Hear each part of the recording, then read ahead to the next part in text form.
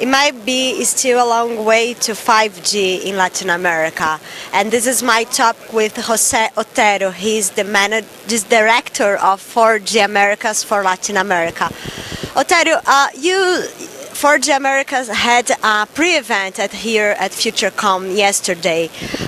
What were the hot topics regarding the 5G deployment throughout Latin America? Well, first, thank you for inviting me to this interview. The main issue that we highlighted yesterday is that we still don't have an official standard for 5G. Everything that we had so far are proposals, trials, and prototype, which is good news. That means all the companies are working hard towards getting that 5G standard. The official standard is scheduled, if everything goes right, to be defined next year by the ITU. If it doesn't take place next year, we could be seeing definition during 2016 and 2018. After that standard is defined, then we are going to see the first products being developed, the trials, and ultimately the first global launch of whatever is called 5G. What we do know right now is that whatever is decided to be 5G is going to be based on LTE deployment that are taking place right now. That's why it's so important to expand and promote the development of LTE in the region.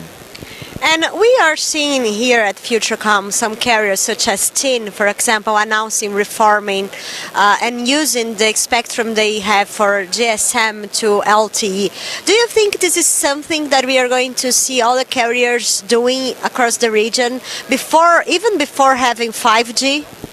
Actually, reforming is something that you are seeing not only across the region, you are seeing globally.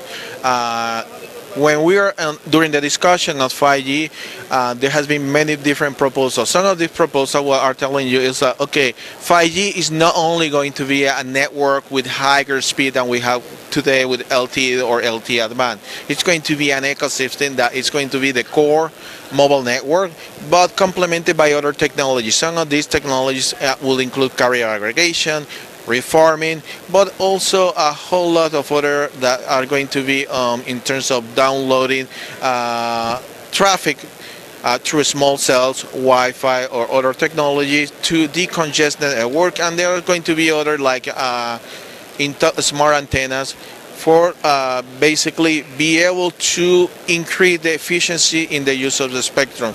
So when we are talking about 5G, it's not only a network right now, it's going to be an ecosystem of different technologies, including the one that you just mentioned.